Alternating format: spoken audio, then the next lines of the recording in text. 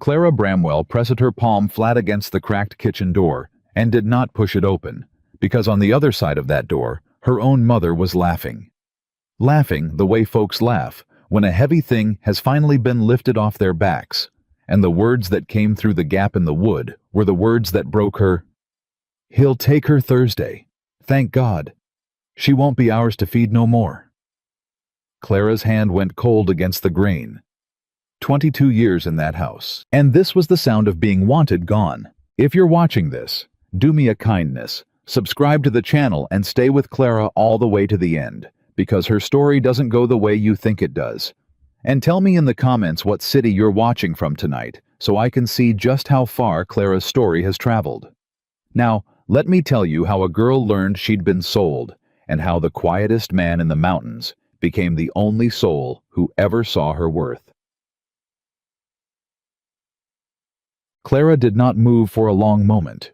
She stood in the narrow hall that smelled of lamp oil and old bread, and she listened to her family celebrate her leaving as though it were a wedding they'd waited their whole lives to throw.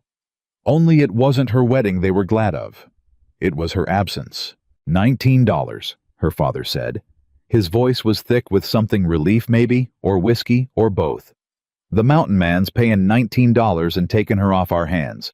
$19, Martha, for that." For that. Not for her. For that. Clara's little sister Beth giggled. Beth was 16 and pretty in the way the whole town agreed a girl ought to be, and she had never once in her life been called a burden. "Does that mean I get her room, Mama?" "You get her room," their mother said, and they laughed again.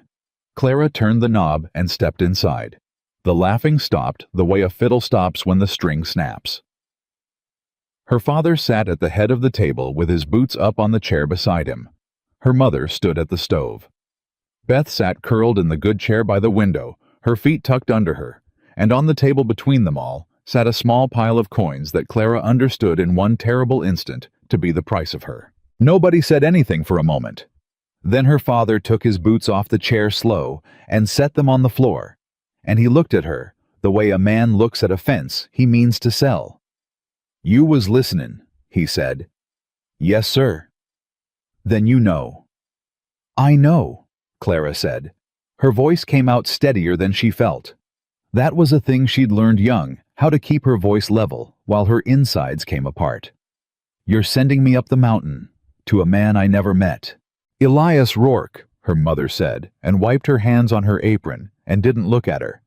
"He's a rancher, got land up past the timberline.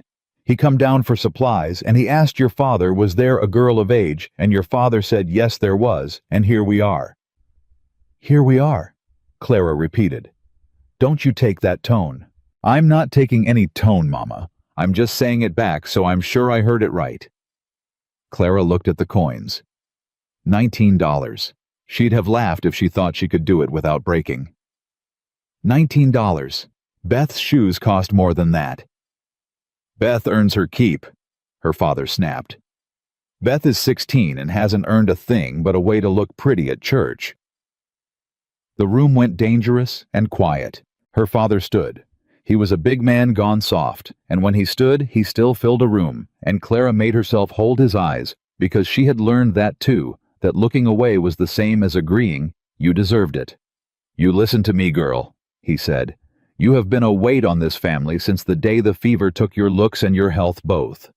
You don't marry, you don't draw a suitor, you sit in that chair and you eat and you cough and you cost. And now a man, a full-grown man with land and cattle has offered to take you, and you got the gall to stand in my kitchen and turn your nose up at $19. Clara did not answer right away. She was thinking about the fever. She had been 11 when it came through Coldwater Bend, and it had taken 4 children in the town and left her alive, but changed thinner, paler. Her chest never again quite right, so that in the cold she wheezed, and in the summer she tired. And she had watched across 11 years the exact moment her family stopped seeing a sick daughter and started seeing a broken tool. "No," Clara said. "I'm not turning my nose up." "Then what?" "I'm just trying to understand," she said quietly, "why you look so happy about it." Her mother made a small sound. Her father did not. "Because," he said, and there was no cruelty in it, which was somehow worse. It was just plain, just true. Just a fact, stated flat. "We are tired, Clara. We are tired of you." Clara nodded. She'd known it for years. "But there is knowing a thing in the dark of your own head, and there is hearing your father say it in a lit kitchen with your sister listening. And the second one hollows you out in a way the first never could." "All right," she said. "All right." Thursday. She looked at the coins one more time, and then she looked away from them, and she made herself a small hard promise she did not yet have words for. "I'll be ready Thursday." She went up to the room that would be Beth's soon, and she sat on the edge of the narrow bed, and she did not cry, because crying was a thing she'd given up around the same time she gave up expecting supper to be saved for her. Instead, she took stock. She owned a dress she was wearing, and a dress in the chest. She owned her mother's sewing needle, which her grandmother had pressed into her hand before she died, with the words that Clara had held on to through 11 years of being unwanted. "You are worth more than they will ever tell you, child. Do not let them do the counting." She owned that needle. She owned that sentence. That was the sum of her inheritance. There was a knock at the door, soft, and Beth came in without waiting for an answer, the way she always did, and sat down on the bed beside Clara, like they were friends, like she hadn't just laughed at the pile of coins. "You're not angry at me, are you?" Beth said. Clara looked at her sister. She was so pretty. It wasn't Beth's fault she was pretty, and Clara was sick.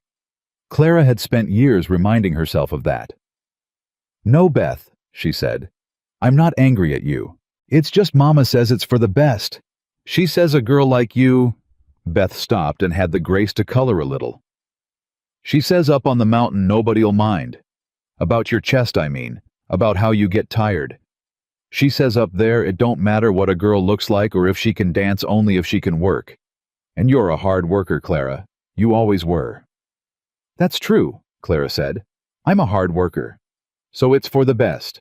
Clara reached out and tucked a strand of Beth's hair behind her ear, gentle, because whatever else was true, this was her sister, and Clara had never learned how to stop loving people just because they hurt her. That was maybe her worst flaw, and her only virtue both at once. "Beth," she said, "do you know anything about him? This man?" Beth's eyes went wide with the pleasure of having something to tell. "Only what folks say. And folks say plenty. They say he came to these mountains 8 years ago and bought up the old Coleman spread and never once explained where his money came from. They say he don't drink and he don't gamble and he don't come to church. They say—" She dropped her voice. "They say he killed a man once, before he came here. That's why he lives up there all alone, because he can't come down among decent people." Clara took that in. "And you're all sending me to live with him," she said. Beth had the grace again to look away. Thursday came the way dreaded things always come too fast and then all at once. Clara was up before the light. She dressed in her traveling dress, which was only her second dress, and she pinned her grandmother's needle inside her collar, where she could feel it against her throat. And she came down the stairs with the chest that held everything she owned in the world. And she found her family already awake and already dressed, and she understood that they had gotten up early, not to see her off, but to be sure she left. The man was in the yard. He'd come down in the dark, and he sat his horse in the gray morning light, with a lead line running back to a wagon and a second horse. And he did not dismount, and he did not speak. And Clara stood on the porch with her chest in her arms, and looked at Elias Rourke for the first time. He was tall in the saddle, and lean the way men get when they work harder than they eat.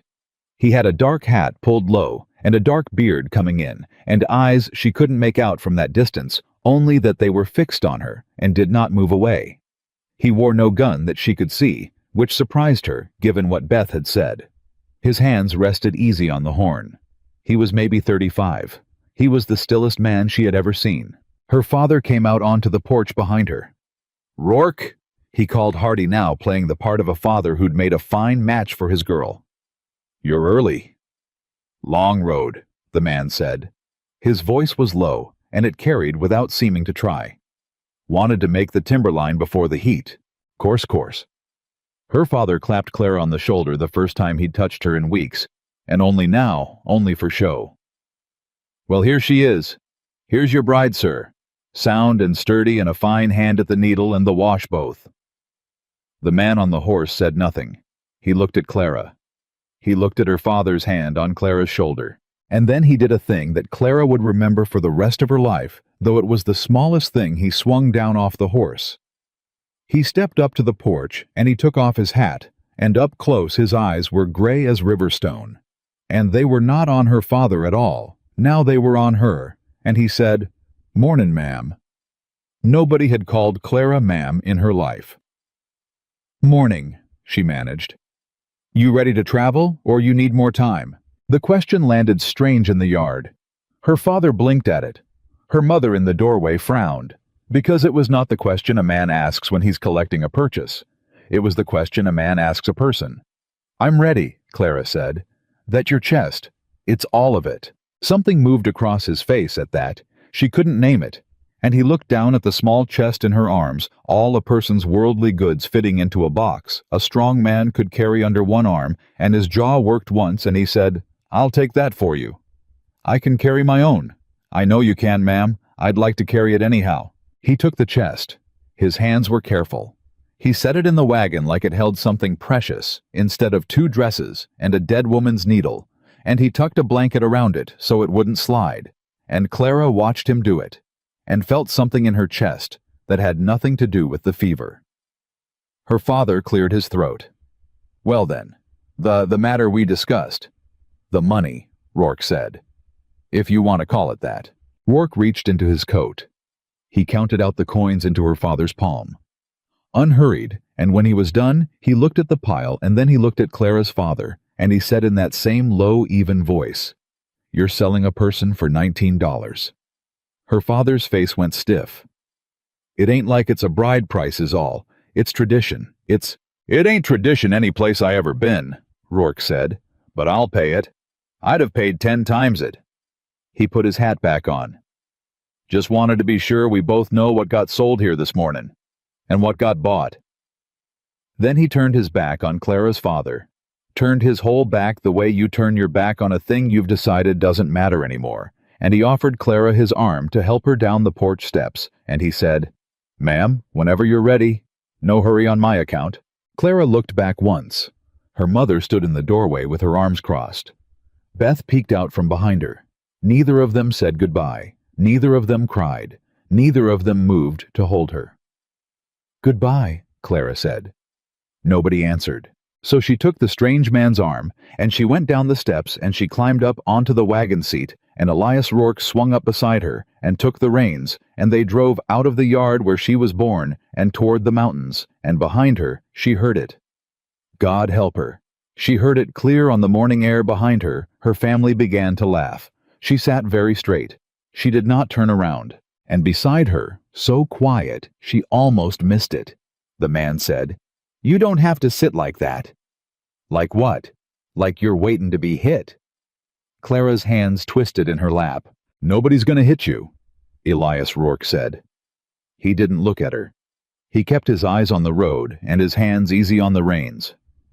"Not where you're going. I want to be plain about that first thing before we get so much as a mile down this road. You want to know the rules of my place, I'll tell them to you. There ain't but one. Nobody gets hit. Not by me, not by anybody. You'll never once have to sit like that again." Clara didn't answer. She couldn't. She looked straight ahead at the road that climbed toward the timberline and the mountains beyond, and she felt the laughter fade behind her, and she felt something she had no name for begin very quietly, somewhere under her ribs. They rode a long while without talking. The road climbed. The town fell away behind them, and then the last of the farms. And then it was just the two of them, and the wagon, and the 2 horses, and the great green shoulders of the mountains rising up ahead, and the summer sun climbed with them, and the air got thinner and cleaner and cooler as they went, and Clara found to her surprise that her chest hurt less up here, not more. She noticed that. She filed it away. "You want water," Elias said after a spell. He held out a canteen without looking at her. "Thank you." She drank. She handed it back.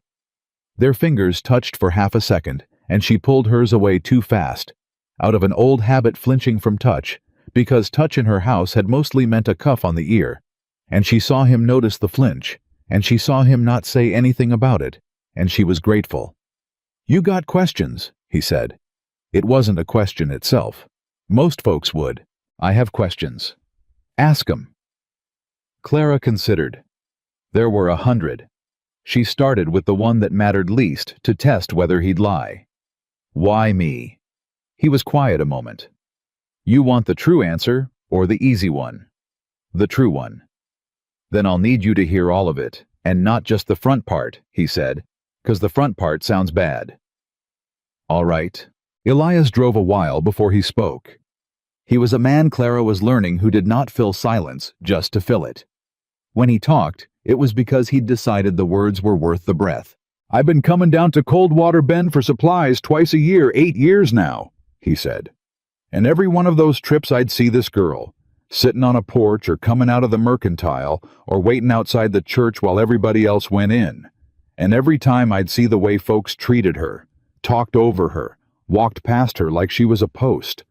Her own kin worst of all." He glanced at her once and then back at the road. "That was you. Reckon you know that was you." Clara's throat had gone tight. "That was me. 2 springs back I watched your father shove you off the boardwalk into the mud so a gentleman could pass. And you got up, and you didn't cry, and you didn't cuss. You just wiped your hands on your skirt and you went on about your business like it was nothing, like it was regular." His hands tightened on the reins just barely and then eased. "And I thought there is a person right there who has been treated like she's worth nothing her whole life, and she is still standing up out of the mud with her chin level. That is not a weak person. Whatever anybody told her, that is not a weak person." Clara stared at the road. She did not trust herself to speak. "So," Elias said, "that's the front part, and it sounds bad because it sounds like I've been watching you, and I have, and I won't pretend otherwise. But I want you to hear the back part too. I didn't come down and ask your father for you because I wanted a wife to warm my house. I got a house that don't need warming. I asked because I couldn't stand another spring watching 'em push you in the mud. I asked to get you out. That's the whole of it. What happens after? Whether you ever want to be a wife to me in truth or just a hand on my ranch, drawing honest wages, or a woman who saves up and moves on to Denver come spring, that's yours to say. Not mine. I bought your freedom off your father, ma'am. I didn't buy you." The wagon rolled on. Clara found that she was crying after all silent, the tears just running, and she was furious at herself for it, and she scrubbed at her face with the back of her hand. "I'm sorry," she said. I don't usually." "You cry all you want," Elias said gently. "Ain't a soul up here gonna count it against you." Hi. They stopped at midday in the shade to rest the horses. Elias handed her down from the wagon, and he laid out a cloth and set on it bread and cold meat and 2 apples, and Clara realized she was starving, and she also realized she was waiting old habit, deep habit for permission to eat. "Go on," Elias said, watching her hands not move. "It's yours. Half of all of it's yours. That's how it'll be. You don't wait on me to eat, and you don't take the smallest piece, and you don't ask, can you have more? There's always more. You hearin' me?" "That's..." Clara's voice cracked. "That's a strange thing to make a rule about. Food, is it?" He said it flat, and he looked at her a beat too long, and she understood that he'd seen. That somehow he'd known. That a girl who'd spent 11 years getting the smallest piece and being made to ask for more didn't need it explained to her why food might be a thing worth making a rule about. She ate. She ate the whole time, trying not to weep because the bread was good and there was enough of it and nobody was watching to see how much she took, and it was the first meal of her life she could remember eating without a knot in her stomach. "Tell me about the ranch," she said when she could talk again. "Not much to tell. It's high country. Cattle mostly and horses. I got 2 men work for me, Amos and a Cheyenne fella, name of Little Bear. Both good, both'll treat you decent, or answer to me. There's a house it ain't fine, but it's sound and it's warm and it don't leak. There's a room that's yours. Got a lock on the inside of the door, and you keep the key, and I'll never once ask you to unlock it. He said this plainly, like a man laying out terms of business, and Clara understood he was telling her the thing she most needed to hear without making her ask. The nearest neighbor is 4 miles off, and he's a man I'd sooner you steered clear of, name of Vernon Hale, but we'll talk on that later. And it's summer now, so it's about as pretty as that country gets. Come winter, it's hard. I won't lie to you about the winter. But we got till winter to worry on winter. Clara looked up at the mountains. And if I decide to leave come spring, you said Denver. Then I'll hitch the wagon and drive you to Denver myself, Elias said. And I'll give you money enough to start clean, and I'll shake your hand and wish you well, and I'll mean it. He looked at her steady. You're not a prisoner, ma'am. I keep saying it 'cause I don't reckon you believe it yet. But I'll keep saying it till you do. Why? Clara asked. The word came out raw. Why would you? I don't understand you. People don't just. Why would you spend $19 and drive 3 days and give a stranger a room with a lock and offer to take her to Denver and want nothing back? What's wrong with you? She hadn't meant to say it so hard, but Elias didn't flinch. He looked out at the mountains a long moment, and his jaw worked the way it had back in the yard, and when he spoke his voice was lower than before. There was a girl once, he said, back where I come from, my little sister. And she got treated the way you got treated, worse. And there wasn't nobody to get her out. And I was too young and too far and too late, and by the time I was grown enough and rich enough to do something about it, there wasn't nothing left to do something about. He stopped. His hands were very still. I couldn't save her. So, I reckon that's what's wrong with me, ma'am. I reckon I've been trying to save her ever since, and I keep being too late, and this time I wasn't.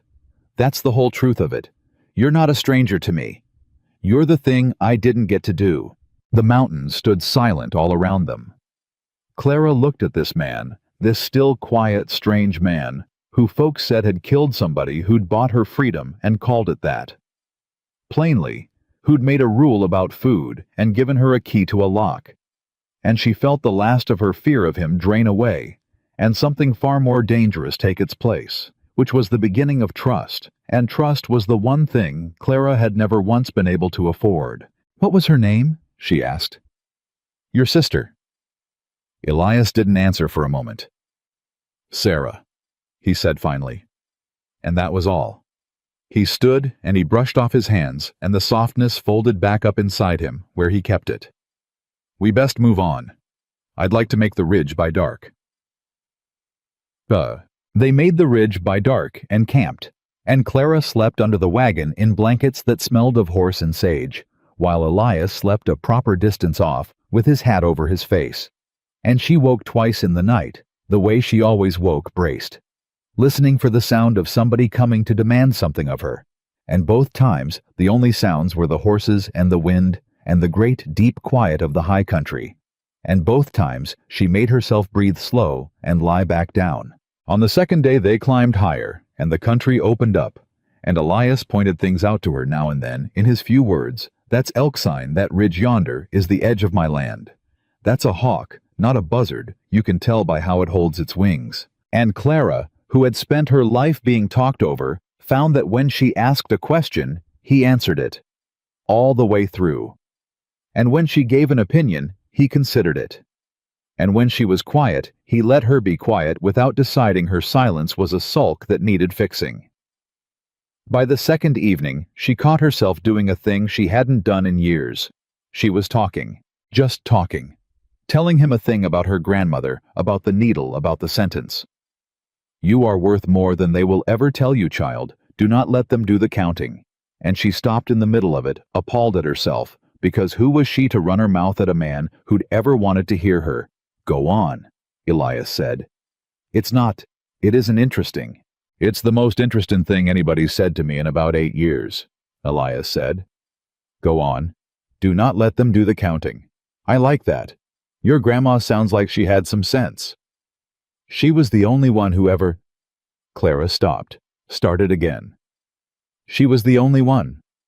Well, Elias said, she ain't anymore. And he said it so simply, so without weight, that it took Clara a full minute to understand what he'd just told her. And when she did understand it, she had to turn her face away toward the dark mountains so he wouldn't see what it did to her. They came to the ranch on the third day near evening, and Clara saw it from the last rise, a long, low house of squared logs and barns and corrals, and the cattle spread out dark across the green summer grass, and two men who came out to meet the wagon and pulled off their hats when they saw a woman on the seat. "Ma'am," the older one said, Amos gray-whiskered with kind, tired eyes. "Boss said he might be bringing company. Didn't say it'd be somebody as'd make an old man wish he'd shaved." He grinned to show it was a joke, and it was a gentle one, and Clara didn't know how to take gentleness from a stranger, so she just nodded. The other man, younger, dark-haired, with the still watchful bearing of somebody who'd learned to read a room fast. Little Bear simply touched his hat brim and said, "Ma'am," and looked at her, and looked at Elias. And something passed between the two men that Clara couldn't read, but that she thought later might have been Little Bear, taking Elias's measure on how he'd treated her on the road and finding it acceptable. Elias handed her down. "Amos Little Bear," he said. "This here is Miss Clara Bramwell." He said Miss. Not Mrs., not my wife, Miss. And Clara understood he was telling them, and telling her all at once, exactly what she was and wasn't, so there'd be no confusion, no assumption, no shame. "She's come to live and work here on her own terms. She draws wages same as you. She's got the run of the place same as you. And any man treats her with less than full respect answers to me personal. That understood." "Understood, boss," Amos said. Little Bear nodded once. "Miss Bramwell," Elias said, and he carried her chest to the house himself, and he showed her the room, and it was small and plain and clean, and there was a bed with a real mattress and a window that looked out on the mountains, and a door with a lock on the inside, and he set her chest down, and he stepped back out into the hall, so she'd have the room to herself. And he said from the doorway, "Not coming in. There's the key on the sill. It's yours. Supper's when you want it, not when you're called. And Miss Bramwell—" He stopped. He turned his hat in his hands. For the first time on the whole 3-day journey, Elias Rourke looked unsure of himself, looked almost shy. This still hard man who'd stared down her father without a flicker. I'm glad you're here, that's all. I know you didn't come by choice. I know your own folks did a cruel thing sending you off. But for what it's worth to you, which may be nothing, yet somebody's glad you're here. That's a thing I reckon you ain't heard in a long while, so I'll say it plain. Welcome home, ma'am." And he set his hat back on his head, and he touched the brim to her, and he went on down the hall, and left her alone in the first room in her whole life, that had a lock she held the key to. Clara stood in the middle of it. She looked at the bed and the window, and the mountains beyond, and the small chest with everything she owned, and the key on the sill. And she picked up the key. She held it in her palm a long moment, feeling the weight of it, the cool of it. This small iron thing that meant she could shut a door and no one could open it. That meant her body and her hours and herself were for the first time her own. She did not lock the door. That was the thing she noticed about herself standing there. She held the key, and she understood that she could lock the door and keep the whole world out the way she'd wanted to lock a door her entire life. And she found to her own great surprise that she didn't want to. Not against him. She set the key back on the sill, where she could see it where it was hers whenever she wanted it. And then Clara Bramwell sat down on the edge of the bed in the last light of a mountain summer evening, and she put her hand to the needle pinned inside her collar, her grandmother's needle, and she said out loud, quiet to the empty room, and to the dead woman who'd loved her, and to the girl she'd been for 22 long years. "They counted me at $19. Her voice shook, and then it steadied the way it always did, the way she'd taught it to. "But they don't do the counting anymore." Downstairs, she could hear the low voices of the men and the clatter of plates and somebody. Amos, she thought, laughing at something, and the smell of supper came up through the floorboards, and nobody called her name to demand she come and serve it, and nobody would count how much she ate. Clara pressed the needle to her lips. Then she rose and she smoothed her second dress, and she went to the door with the lock she had chosen not to turn, and she opened it herself, and she walked out to join them, not summoned, not sold, not pushed, but on her own 2 feet, and by her own free will, down toward the warm light and the good smell, and the sound of men who'd been told and who plainly believed that she was worth their full and level respect. At the bottom of the stairs, Elias Rourke looked up from the table and saw her coming, and he stood. He just stood up. No man had ever stood up when Clara Bramwell entered a room, and she stopped on the last stair with one hand on the rail, and she looked at this quiet mountain man standing in the lamplight with his hat off, and something careful and hopeful in his gray eyes. And Clara understood all at once and all the way down that whatever her family had thrown away that morning for the price of $19, it had landed in the one place in all the wide world where somebody had been waiting 8 long years to find it precious. She came down the last stair. "Reckon I'm hungry," she said. And Elias Rourke smiled the first true smile she'd seen on him and pulled out the chair beside his own and said, "Well then, ma'am, sit down. There's plenty. There'll always be plenty." Clara sat. And for the first time in her whole entire life, a family, a strange one, a broken one, an unlikely one, made of a silent cowboy and an old man and a Cheyenne cattle hand, and a girl who'd been sold like a fence post, passed the food to her first. The first night at the Rourke Ranch, Clara Bramwell ate until she was full, and then she sat very still, waiting for the cost of it to come. It didn't come. Nobody took her plate before she was done. Nobody counted her second helping out loud. When she reached for more bread, old Amos slid the whole loaf across the table toward her. Without a word, the way you'd pass salt, like it was nothing like she was owed it, and Clara had to look down at her lap for a moment, because a kindness that small should not have been able to hurt that much. "You all right, Miss Bramwell?" Amos asked. "I'm fine." "You went pale." "I'm fine," she said again, and she made her voice level, and she looked up and made herself smile, and Elias Rourke across the table watched her do it, and said nothing, but she saw that he understood exactly what she was doing and why. And that was almost worse than if he'd asked. That night she lay in the room with the lock she hadn't turned, and she stared at the ceiling, and she thought, "This is a trick. It has to be. Nobody is this kind for no reason." 22 years had taught her that kindness was a loan, and that the interest always came due, and she lay awake half the night waiting to find out the price of the bread, and the room, and the key. She fell asleep near dawn, deciding she would find out what he really wanted, and that she would not let herself soften until she knew.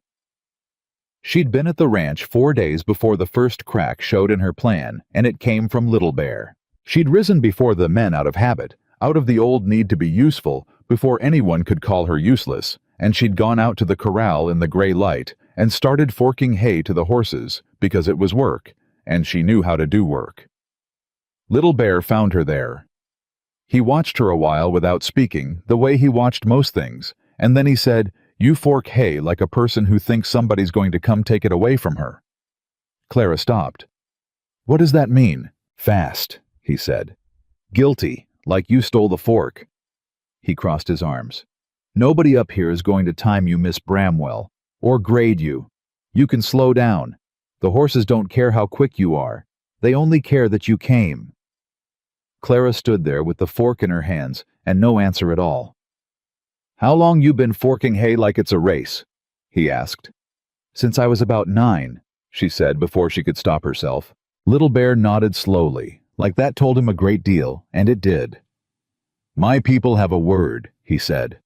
"For an animal that's been beaten so long it flinches at a raised hand even from someone who only means to touch it." He looked at her steady, not unkind. "It is not the animal's fault, but it is a hard thing to unteach." He turned to go, and then he stopped, and he said the thing that undid her. "The boss knows the word too, in his own language. That's why he brought you here instead of leaving you down there. You should know that. He's not confused about what he took on." And he walked off toward the barn and left her holding the fork. That was the first crack. The second came 3 days after that, and it came from Elias himself, And it came harder. She'd been trying all that first week to earn her place, not because he asked, but because she couldn't stop. She cooked when it wasn't her turn. She mended shirts she found tossed over the corral rail. She scrubbed a floor that didn't need it. And on the 7th evening, Elias came in from the range dusty and tired, and found her on her knees at the hearth, blacking a stove that she'd already blacked 2 days before. And he stood in the doorway and watched her a moment. And then he said, "Quiet, Miss Bramwell, come away from there. It's nearly done." It was done Tuesday. He crossed the room and crouched down beside her, not touching her close, but not crowding, and he looked at the stove, and then at her raw red hands, and something moved in his jaw. "You're working like a person trying to pay a debt." "Maybe I am." "There's no debt." "There's always a debt," Clara said, and she heard her own voice come out too sharp too fast, and she couldn't stop it. "There's always a debt, Mr. Rourke. That's the one thing I know for certain in this whole world. Somebody feeds you, you owe them. Somebody houses you, you owe them. Somebody's kind to you, you owe them the most of all. Because kindness costs more than bread, everybody knows that. And I have been paying that particular debt my whole life, and I would just—" Her voice cracked, and she hated it. "I would just like to know the number. That's all. Whatever it is. Just tell me the number so I can start paying it and stop waiting to find out what it is."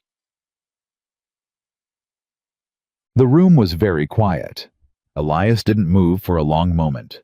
Then he reached out, slow telegraphed, so she could pull back if she wanted, and she saw that he did it that way on purpose, and he took the blacking rag out of her hand and set it aside. "There's no number," he said. "Everybody says that until—" "Clara." It was the first time he'd used her given name. It stopped her cold. "There is no number. I know you don't believe me. I don't expect you to yet. But I'm going to say it every day if I have to until it takes.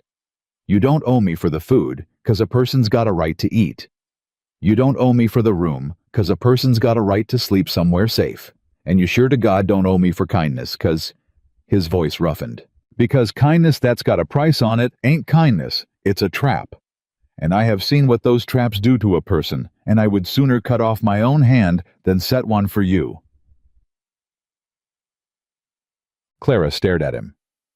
"You keep offering me things," she whispered, "and I keep waiting for the door to slam." "I know." "When does it slam?" "It doesn't," Elias said. "That's the part you're going to have to learn slow, 'cause you can't learn it fast, nobody can. It doesn't slam. Not here. Not ever." He stood, and he held out his hand to help her up off the floor, and she looked at it, and she thought about all the hands in her life that had reached for her, only to push, and then she took it, and he pulled her gently to her feet and let go the second she was up. "Now come eat. And after put something cool on those hands. You've scrubbed 'em raw for a stove that was already clean." That was the second crack, and it was a wide one. But cracks let things in as well as out, and what came in through Clara's that second week on the mountain was hope, and hope for a girl like Clara was the most dangerous thing in the world, because she'd been punished for it every single time she'd ever let herself feel it. She should have known it couldn't hold. It broke on a Sunday, and it broke because of a man named Vernon Hale. Elias had warned her about him on the road, the neighbor 4 miles off the man. He'd sooner she steered clear of, and for 2 weeks Hale had been only a name. Then he rode into the yard on a fine sorrel horse with 2 men behind him, and Clara, hanging wash on the line, felt the whole shape of the ranch change the second he came over the rise. Amos stopped working. Little Bear drifted toward the barn where the rifles were. And Elias came out of the house slow and easy, and put himself, without seeming to directly between the riders and Clara. "Hale," he said. "Rourke." Vernon Hale was heavy and well-dressed, and he wore his prosperity like a threat. He looked past Elias at Clara, and he smiled, and his smile made her want to go inside and lock the door she'd stopped locking. "Well now, the talk's true then. You went and got yourself a woman. Down in Coldwater Bend, they're saying you bought her." He let that sit. "That's so, you buy her." "State your business," Elias said. "Just neighborly interest." Hale swung down off his horse, and Elias didn't tell him he could, and the not telling hung in the air. "You know, I've been wanting that Southwater access of yours going on 3 years now, and a man alone up here, well, a man alone can hold out on principle. But a man with a wife to feed." He looked at Clara again longer this time, and Clara made herself hold still and hold her chin level the way she always had. "A man with a wife's got softer places, Rourke. That's all I'm saying. Circumstances change.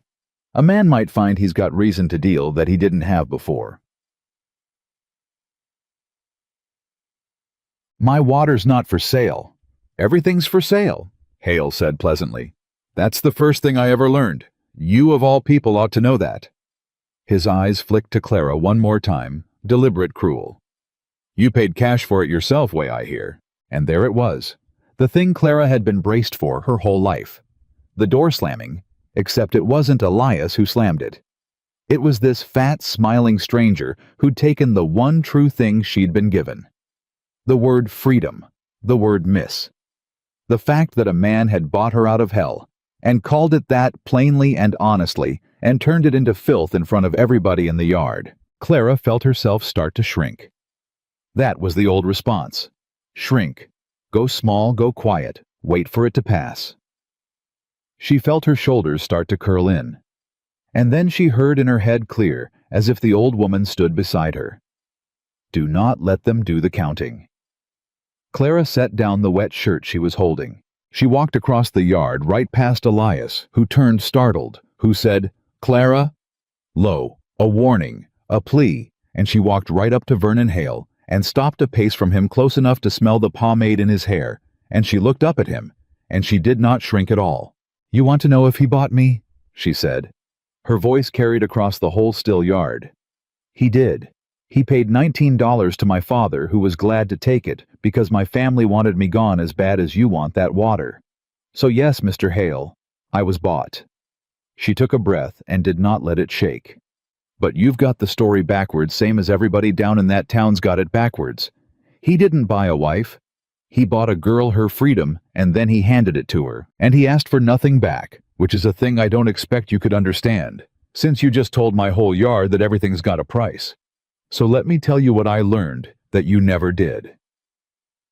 She stepped in half a pace closer, and Vernon Hale, twice her size, actually leaned back. "Some things aren't for sale. My freedom's one. His water's another.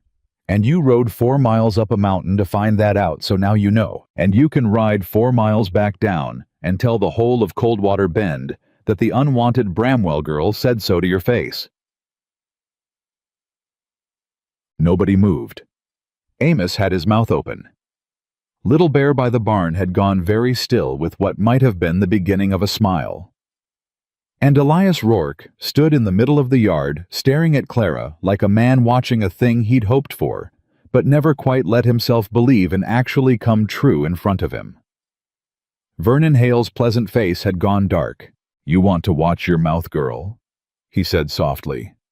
"Mountain's a dangerous place for a woman. Things happen. Riders come through. Fires start. A body can get lost." He looked past her at Elias. "You ought to teach your purchase some manners, Rourke, for somebody teaches her the hard way."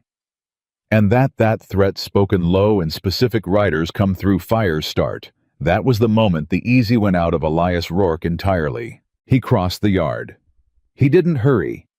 But something about the way he came made Hale's 2 mounted men shift their hands toward their belts, and made Hale himself take a full step back.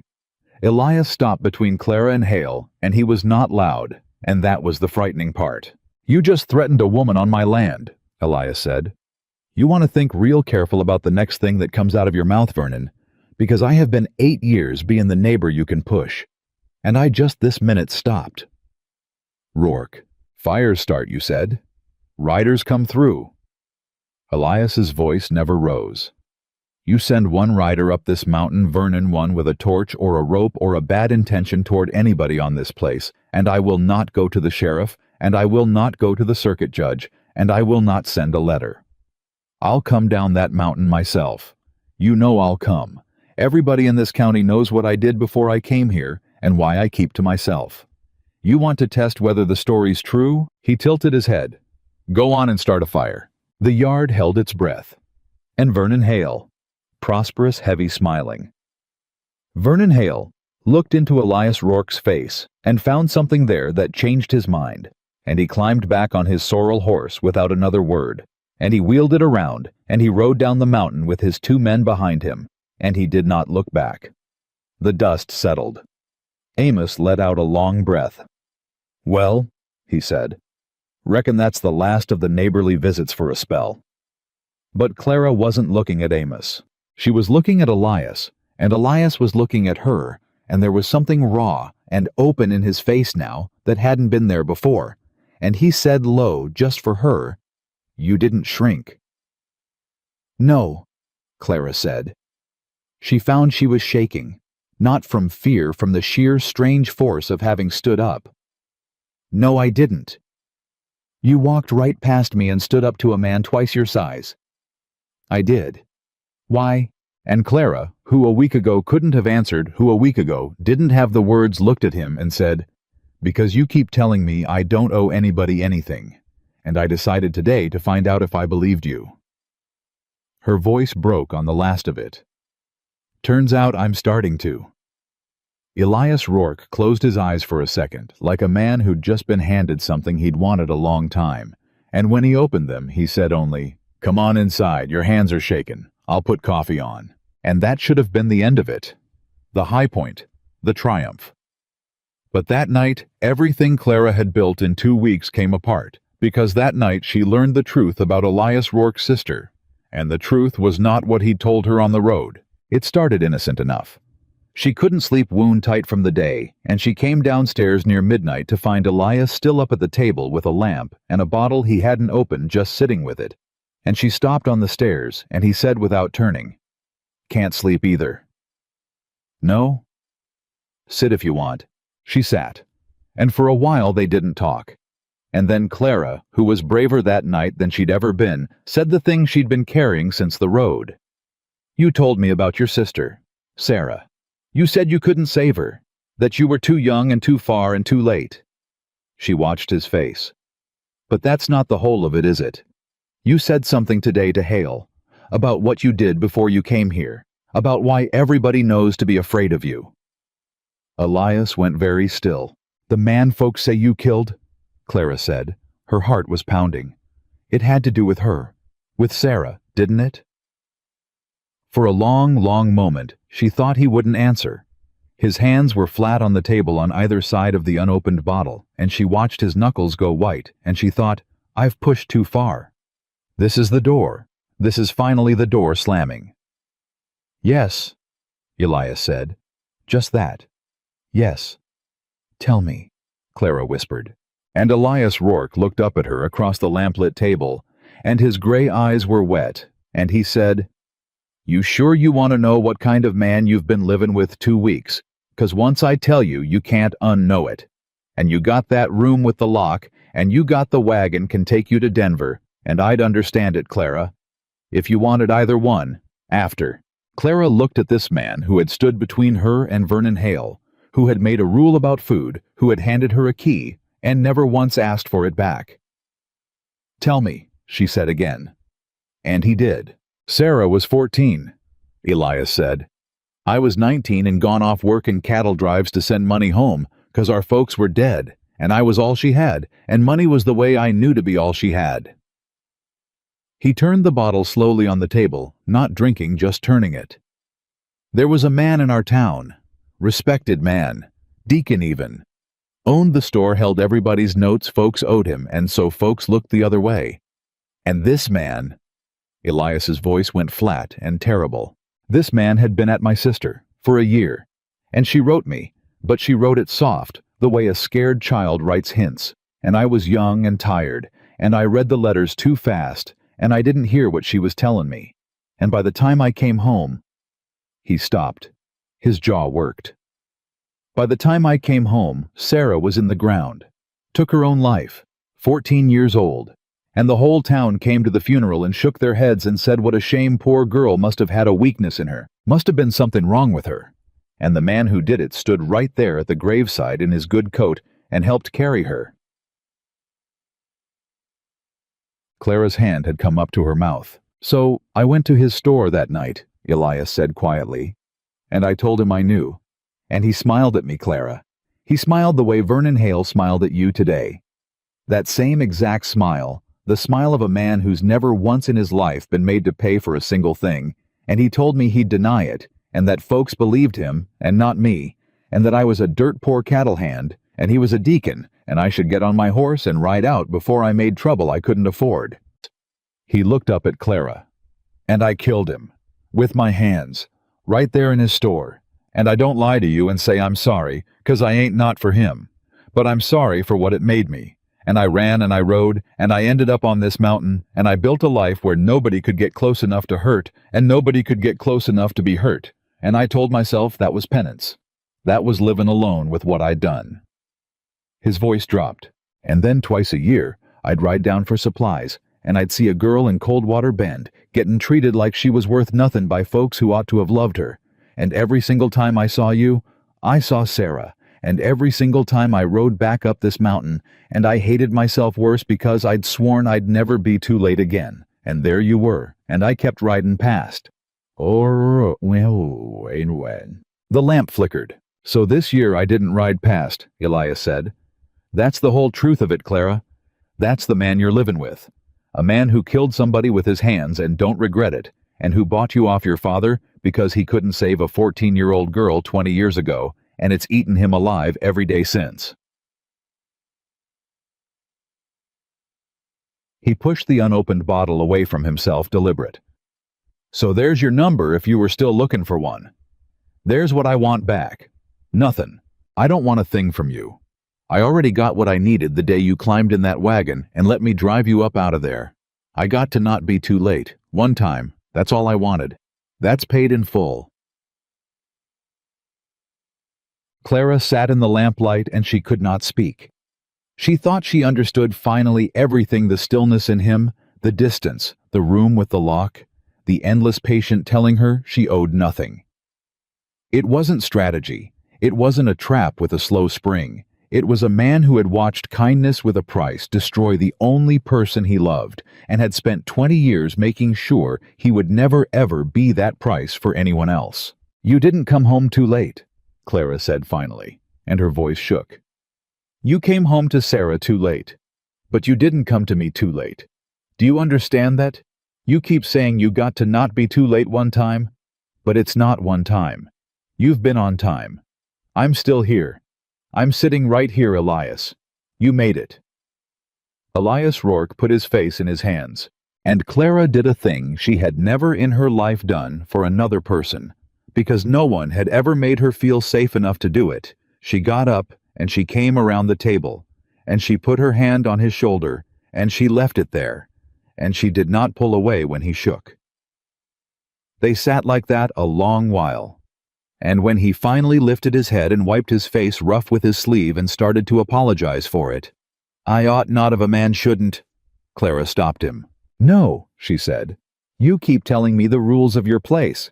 Nobody gets hit. Nobody counts the food. Well, here's one of mine since I live here too now." She looked at him steady. "Nobody apologizes for grieving. Not here. Not ever." Elias let out something that was half a laugh and half a sob. "You're starting to sound like you mean to stay." And Clara opened her mouth to answer, and that was when the dog started barking out in the dark, sharp and frantic, and Little Bear's voice came sudden and hard across the yard from the bunkhouse. "Boss! Fire! Down the south fence! Somebody set the grass!" Elias was on his feet before the words were done. Clara stood too, her heart in her throat, because she knew they both knew exactly whose fire it was, and exactly what Vernon Hale had promised in the yard that afternoon: riders come through, fires start. And now here it was, not a week's warning, not a threat, but that very night, as if to prove he would not be told no by a purchased girl. "Stay in the house," Elias said, grabbing his coat. "No," Clara said. "Clara, I'm not staying in the house." She was already reaching for the second lamp, already moving. "I stood up to him in your yard this afternoon, and I meant it, and if his fire's what came of it, Then it's my fire too, and I'll fight it same as you." She met his eyes. "You said I've got the run of this place same as any man on it." "Well, this is the place. It's burning. I'm coming. And for one heartbeat, Elias Rourke looked at her, this girl who 2 weeks ago had flinched from a past loaf of bread now standing in his kitchen with a lamp in her hand, and fire in her eyes, refusing to be sent to safety, refusing to be small. And something in his face broke open into something that was too much like love to be called anything else. "Then get your boots," he said, "and stay by me." They ran out into the dark together, and the whole south sky was orange, and the men were already shouting and dragging feed sacks toward the water trough. And the cattle were bawling and moving in the dark, and the summer grass dry high ready was going up in a line that ran straight and unnatural along the fence, the line a man makes when he drags a torch on purpose. "It's set," Amos yelled over the roar. "It's set for certain, boss. It runs too clean." "I know it's set." Elias was already soaking sacks in the trough. "Little Bear, cut the fence and drive the cattle north away from it. Go, Amos, wet sacks. We beat it out along the near edge before it takes the barn." Clara. "Sacks," Clara said, already grabbing one, already plunging it in the water. "I've got sacks. Go!" And they fought the fire. It went on for what felt like hours, and was probably one beating at the flames with wet sacks choking on smoke. Clara's raw, scrubbed hands screaming, and her weak chest heaving in the smoke, so that Elias twice shouted at her to fall back. And twice she refused, until the two of them were fighting side by side down the same stretch of burning fence line, faces black coughing, driving the fire back foot by foot toward the bare ground, where it had nothing left to eat. And they beat it. They beat it out. The last of it died against the turned earth of the near field, and the men stood in the smoking dark, gasping. And the danger passed, and the barn stood, and the house stood, and the cattle were safe up north with Little Bear. Clara sank down onto the scorched ground, coughing spent, her hands blistered, her lungs on fire, and Elias dropped down beside her and put an arm around her, without thinking about it, just holding her up, and she leaned into him, without thinking about it either, and for a moment they just breathed in the ruined dark. "You shouldn't have been out here," Elias said hoarsely. "Your chest—" "I told you," Clara coughed. "It's my fire too." "You near killed yourself." "But I didn't." She turned her smoke-black face up to his. "That's the part you keep missing, Elias. I keep not dying. Everybody counted me out my whole life, my family, the fever that man Hale and I keep on not dying. Maybe I'm not as breakable as everybody decided I was." Elias looked down at her, and he was going to say something. She could see it building in him. Something big. Something that had been 8 years coming when Little Bear rode back down out of the dark on a lathered horse and swung off before it stopped, and said in a voice that dropped the bottom out of the whole night, "Boss, the cattle are safe. But I found something in the grass up where the fire started." He held out his hand into the lamplight, and in his palm was a scrap of cloth, scorched at one edge, torn, and stamped into the corner of it was a mark, a brand. An initial burned into the leather of a glove somebody had lost while setting the fire. "It's not Hale's." Elias took it, turned it to the light. Clara watched his face change, watched all the fury and the certainty drain out of it, and something far worse pour in, something like fear, real fear, the first she'd ever seen in him. "Elias," she said. "What is it? Whose is it?" Elias. Rourke stared at the scorched glove in his hand, and when he finally spoke, his voice was barely there. "It's your father's," he said. "This is your father's glove, Clara. He was here, tonight. He came up this mountain." And Clara Bramwell knelt in the ashes of a fire she'd just fought to save her new life, and understood that the old one had followed her up the mountain after all, and that the family who'd sold her for $19 and laughed as she rode away had not, it seemed, been content simply to be rid of her. They'd come to make sure she had nothing left to come back to. Clara took the scorched glove out of Elias's hand and held it up to the lamp herself, because she did not want to believe it, and she needed to see it with her own eyes. She saw it. The initials burned into the leather were her father's. She'd know them anywhere. She'd stitched a patch onto that same glove 2 winters ago, sitting up late while he slept mending a thing for a man who wouldn't have crossed the room to hand her water. The patch was still there on the scorched thumb. Her own small stitches half melted now. "That's my work," she said, and her voice came out strange and flat. "Right there, that patch. I sewed that." "Clara, he wore my mending to burn my new home down." She began quietly to laugh, and it was a bad laugh, a laugh with nothing in it, and Elias put his hand on her arm. "No, no, don't. I'm all right. I just—" She stopped laughing all at once. "I'm not all right. I thought I got away. I climbed in that wagon, and I thought I got away, and he followed me up a mountain in the dark to set a fire, and I don't. Elias, I don't understand. He wanted me gone. He got what he wanted. Why would he come? What's left to take? I don't have anything. He sold me for $19. I don't have anything left he could want." And Elias went still in the way she'd learned meant he knew something she didn't. "Yes, you do," he said slowly. "I don't. Clara." He looked at her hard. "Why'd your father agree to sell you to me for $19? A man who couldn't stand you, couldn't wait to be rid of you. Why'd he take money at all? Why not just throw you out on the road for free and save himself the trouble of finding a buyer?" Clara opened her mouth, closed it. Because she didn't have an answer, and now that he'd asked, the not having an answer felt suddenly like a hole she'd been standing over her whole life without ever once looking down.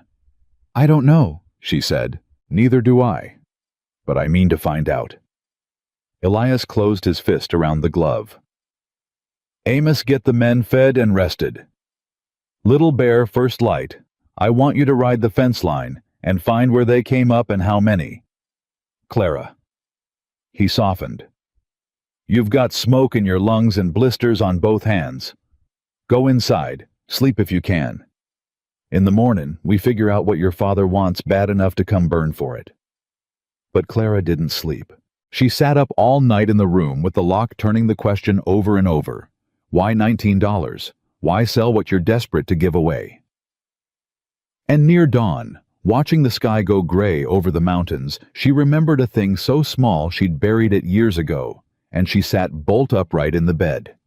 She went down the stairs 2 at a time and found Elias already at the table with coffee, and she said before she even reached the bottom, "My grandmother." "What about her?" "My grandmother, the one with the needle. The one who told me not to let them do the counting. She died when I was 14. And before she died she was rich, Elias. Not rich like Hale.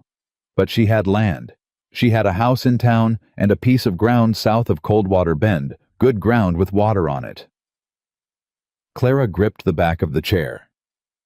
"And when she died, my father took over everything, all of it. And I never thought twice, because I was 14 and grieving, and nobody tells a 14-year-old girl anything about money. But she loved me. She was the only one who ever loved me. And I keep thinking, why would she leave everything to my father, who she couldn't stand? Why would she leave nothing to me, the only one she—" Elias set down his coffee very slowly. "She didn't," he said. "What? She didn't leave it to your father, Clara. That's what your father's afraid of. That's why he sold you instead of throwing you out. And that's why he came up here with a torch." Elias stood. "A dyin' woman with land and sense doesn't leave everything to a man she can't stand and nothing to the granddaughter she loved. She left it to you. And your father's been sittin' on it for 8 years, spendin' it, farmin' it, callin' it his, as long as you stayed unmarried and unwanted and under his roof, where he could control you." His jaw tightened. "But the day you married, the day you left his house and became your own woman with a husband to stand for you, that land comes to you. And it stops being his." The kitchen was dead silent. "He didn't sell me to get rid of me," Clara whispered as the whole shape of her life reassembled itself in front of her, ugly and clear. "He sold me because he thought a mountain man nobody knew would take me somewhere far and quiet, and I'd never find out. He thought you'd never let me learn to read a deed or ask a question. He sold me to bury me where the land could stay his. And then," Elias said grimly, "you stood up in a yard and told Vernon Hale you had freedom, and Worth loud enough that it'll be all over Coldwater Bend by Sunday. Word travels. Your father heard his buried controllable unwanted daughter was up on a mountain finding her spine, and a woman with a spine asks questions, and a woman who asks questions finds out what's hers. He looked at her. So he didn't come to hurt you, Clara. He came to burn me out. Because if the ranch fails, if I'm ruined, you've got nowhere to go but back down to him, and a woman under her father's roof can't claim a thing. Clara sat down hard in the chair. He's not trying to kill me, she said numbly. He's trying to make me poor enough to come home. That's my read. So he can keep the land. So he can keep the land. And Clara, who had spent 22 years believing she was worthless, a burden, a cost a mouth to feed, a thing sold for $19, sat in a mountain kitchen at dawn, and understood all at once that she had never been worthless at all. She had been valuable. That was the whole secret. She had been so valuable that her family had spent 8 years, and finally a fire making sure she'd never find out. Something changed in her face. Elias saw it happen. There it is, he said quietly. There what is? The look. You just went from a girl somebody did something to a woman about to do something back. He almost smiled. I've been waiting 2 weeks to see that look. Your grandma had good instincts. Do not let them do the counting. Clara stood up. Take me to town, she said. I want to see the deed. I want to see her will. I want to see it with my own eyes in my own hands before I believe one more word anybody tells me about who I am and what I'm worth. They rode down the mountain that same morning, the two of them, Clara, in her second dress with her grandmother's needle pinned in her collar and her blistered hands wrapped in clean cloth, and Elias beside her with the scorched glove in his saddlebag as evidence, and the whole 3-day journey up they'd taken slow. They took down in 2 days, hard, because Clara would not wait, and Elias would not make her. Coldwater Bend saw them coming. The town that had watched Clara Bramwell get sold for $19 2 weeks before now watched her ride back in beside the mountain man. Not in a wagon, not delivered, not a purchase, but on her own horse, with her chin level and her back straight. And folks came out onto the boardwalk to look, and Clara looked right back at them. At every one of them, at the church folk who'd let her father shove her off this very boardwalk into the mud, and she did not look down. They're staring, Elias murmured. Let them, Clara said. They've been staring my whole life. This is the first time I don't care. They went first to the county recorder's office, a dusty little room behind the bank run by a nervous clerk named Pettigrew, who went white as milk the moment Clara said her name and what she'd come for. The Bramwell parcels? Pettigrew stammered. Those are, I'm not sure the records are. Show her the records, Elias said. Mr. Rourke, I don't think. Show her the records. Elias didn't raise his voice. He never raised his voice. That was the thing about him that made men move. The lady wants to see the will of her late grandmother and the deed to the south parcel. Both are public record. You'll produce them, or you'll explain to the circuit judge next month why a county recorder refused a lawful request. Your choice. Pettigrew's hands shook as he pulled the ledger. And when he opened it to the page, Clara leaned over it, and there it was, in a dead woman's careful hand, witnessed and sealed, and legal, the last will and testament of Margaret Ellen Bramwell. And it left the townhouse and the south parcel, with its water, and the whole of what she owned to her granddaughter Clara to come to her upon her majority, or her marriage, whichever came first, and expressly not to her son, of whom the old woman had written in a line that made Clara's throat close. My son will squander it, and call it his own, but it was never his, and my Clara will need it more than he ever did, for the world has not been kind to her, and this is the one kindness left in my power. Clara read it 3 times. Then she put her wrapped hand flat on the page over her grandmother's words, and she bowed her head, and she did not cry, because she was past crying. Now she'd gone somewhere colder and clearer than crying. She knew, Clara said softly. She knew exactly what he'd do. And she left it to me anyway, and she trusted that someday I'd find out. 8 years. He's had it 8 years. She looked up at the clerk. "Mr. Pettigrew, who's been collecting the rents on the townhouse and who's been farming the south parcel?" Pettigrew swallowed. Your father, ma'am." "And who transferred the deed into his name?" The clerk's eyes darted once fast toward the wall, the little office shared with the bank next door, and Clara followed his glance and Elias followed hers, and all three of them understood at the same moment that the answer to that question was on the other side of that wall. "The bank," Clara said slowly. "The bank transferred it. A dead woman's land willed to a minor girl, and somehow it ends up deeded to her father, and the bank does the paperwork and collects the fees and looks the other way." She turned to Elias. "Who owns the bank in this town?" Elias's face had gone hard as the mountain. "Vernon Hale," he said. "Vernon Hale owns the bank." And the whole thing dropped into place, the water access Hale had wanted from Elias for 3 years. The south parcel with its water that Clara had just inherited the fire. Her father's glove, the buried granddaughter who was never supposed to ask questions. "It's not two of them," Clara breathed. "It's not my father and it's not Hale. It's both, together. My father's been sitting on my land for 8 years and Hale's been letting him, because Hale's the one who really wants it, the water. Elias, it's always been the water. My grandmother's south parcel has the water. Hale's been trying to buy off you for 3 years, and it was mine the whole time, and if I ever claimed it, Hale loses his chance at it forever." She felt the fury rise in her, clean and bright. "So they made a deal. My father keeps the use of it and the rents, and someday when the time's right, he sells it to Hale quiet, and I never know it existed. Except I got sold to you instead of buried, and I stood up in a yard, and now they're both afraid." "That's a hangin' worth of fraud," Elias said. "Land theft from a minor, forged transfer, and now arson to cover it." "Then let's hang them," Clara said.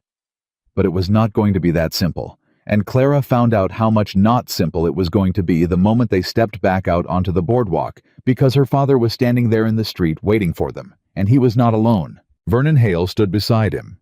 And behind the two of them stood the sheriff of Coldwater Bend, a heavy, slow man named Dodd with his thumbs hooked in his belt and a look on his face that said he already knew which side of this his bread was buttered. "Clara," her father said. He'd arranged his face into something meant to look like a father's concern, and it turned Clara's stomach. "Thank God. We heard there was trouble up the mountain, a fire. We were worried sick." "Were you?" Clara said. "You come on home now, girl. Away from this man." Her father's eyes flicked to Elias with real hate in them. "Everybody knows what he is. A killer. You can't be safe with a killer. Come home. Your mother's beside herself." And Clara looked at her father. Really looked at him the way she'd never once dared to as a child. And she found that she was not afraid of him anymore, not even a little. And the discovery was so large, it nearly staggered her. "I read the will," she said. Her father's face didn't change, but his throat moved. "I read grandmother's will, Papa, just now, in the recorder's office. It's public record. Anybody can see it." She said it clear and loud so the folks gathering on the boardwalk could hear. "She left me the townhouse. She left me the south parcel. She left me everything. And she wrote in her own hand that you'd try to steal it and call it yours, and you did. 8 years. 8. And 2 weeks ago, you sold me for $19 to a stranger you hoped would take me so far up a mountain I'd never learn to read my own name on a deed." The boardwalk had gone silent. Every soul in earshot was listening now. "That's a lie," her father said, but his voice cracked on it. "That land's mine. It's always been. And last night," Clara went on over him relentless, "you rode up that mountain and you set fire to the ranch of the man you sold me to, so that if it burned, I'd have nowhere to go but back under your roof, where I couldn't claim what's mine." She reached into Elias's saddlebag and pulled out the scorched glove and held it up in the sunlight for the whole town to see. "You dropped this in the grass. It's your glove. That's the patch I sewed on it 2 winters ago, my own stitches. You wore my mending to burn down my home." A murmur ran through the gathered crowd. Her father's composure cracked wide open. "Where'd you give me that?" "Sheriff Dodd," Clara said, turning to the heavy man. "Here's a glove that puts my father at the scene of an arson last night. And here's a will in the county's own records that shows he's been holding stolen land for 8 years. And I expect you'll want to." "Now hold on," Sheriff Dodd said, and he did not reach for her father, and he did not reach for the glove, and the way he didn't told Clara everything. "That's a serious accusation, missy. A glove don't prove nothin'. Could have been dropped any time. And that wills get contested all the time. That's a matter for lawyers, not for the street." He shifted his weight. "Way I see it, we got a young woman got herself worked up, ran off with a man of ill repute, and now she's making wild claims against her own kin. That's how I'll write it up anyhow." And there it was. The last piece. The sheriff was Hale's too. Clara felt the ground go out from under the little triumph she'd been standing on. She had the will. She had the glove. She had the truth, plain and public. And it didn't matter, because Vernon Hale owned the bank and the sheriff and half the notes in the county, and a truth is only worth what the men who hold the power will let it be worth. Vernon Hale spoke for the first time, and he was smiling that smile again, the one Elias had told her about, the smile of a man who'd never been made to pay. "Sheriff's right," Hale said smoothly. "This is a family matter, emotional, sad even. Young woman's clearly not well. Everyone knows the Bramwell girl was always sickly, always fragile." He said it kindly, which was the cruelest part. "Best thing for her is to go home and rest. Rourke, you've caused enough trouble. Take your killer's reputation back up your mountain and leave this poor family in peace before the sheriff finds a reason to hold you for that fire himself." And Clara understood the trap had teeth she hadn't seen. They could pin the fire on Elias. A man with a killing in his past, a reputation, no friends in town, of course they could.